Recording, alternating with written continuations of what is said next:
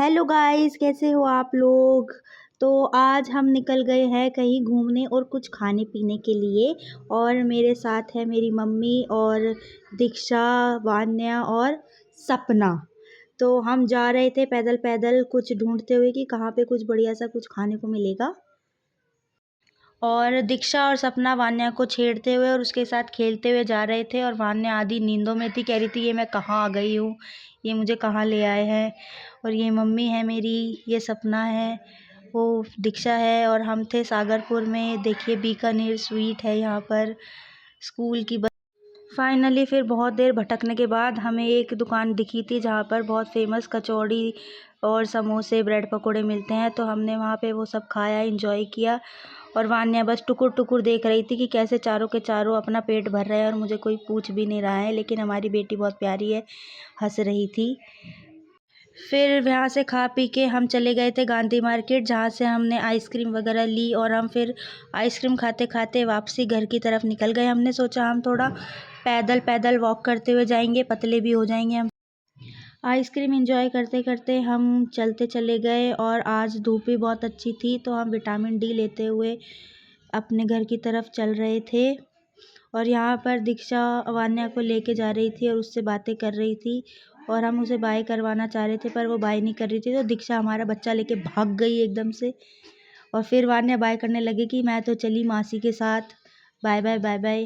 फिर मैं भी उसके पीछे भागी, तो पीछे से मम्मी बोली कि अरे रुको रुको, मुझे भी ले लो। फिर मम्मी बोली कि चलो, मेरे को भूल गए क्या तुम, मेरे को तो पीछे छोड़ दिया। और यहाँ दीक्षा बच्चे को बाय बाय करवा के भागती जा रही थी। फिर आगे चलते हुए हमें 2-3 बग्गियाँ दिखी, तो दीक्षा ने वहाँ पे वान्या को बिठा दिया और वान्या एकदम ऐसे लटकी हुई बैठ गई। हम उसको देख के हंसने लग गए। फिर हम इतना पैदल चलने के बाद हम थक गए थे, तो हमने रिक्शा ही ले लिया आखिरकार, कि क्या मोटा होना और क्या पतला होना, चलो रिक्शा ले लो। फिर हम यहाँ पे सब कुछ देखते हुए निकल लिए आगे की तरफ। पैदल चल चल के हम इतना थक गए थे, हम सोच रहे थे कि फटाफट से हम अपने घर पहुँचे तो बैठे आराम से। और हमारा रिक्शे वाले ने भी हमें धोखा दे दिया, कह रहा कि 2 मिनट बैठो, मैं ज़रा कुलचे खा के आता हूँ, मुझे भूख लग रही है। और यहाँ पे वान्या फिर एकदम बैठी बैठी गुस्सा करने लग गई कि क्या तुमने रिक्शे वाले को जाने ही क्यों दिया, मुझे घर जाना है, मुझे और भी काम है, ये है वो है। फिर मैं वान्या को समझा रही थी कि नहीं बेटा, ऐसे गुस्सा नहीं करते, किसी को भूख लगी थी तो क्या हो गया। तो वान्या बोली कि नहीं, भूख तो मुझे भी लग रही है, घर चलो। फिर हम बड़ी मुश्किल से, हमारा काफ़ी देर में रिक्शे वाला आया, तो हमारा रिक्शा चला। फिर वान्या खुश हो गई कि चलो अब रिक्शा चला, थोड़ी हवा तो लगी। फिर वान्या राधे राधे करने लग गई, सबको देख के खुश हो गई एकदम से कि वाओ, घर जा रहे हैं, घर जा रहे हैं। फिर वान्या पापा पापा करने लग गई, कह रही कि मैं अपने पापा को भी बताऊंगी, तुमने बीच रास्ते में मुझे रोक दिया और मुझे कुछ खिला के भी नहीं लाए, खुद तो खा पी के आ गए।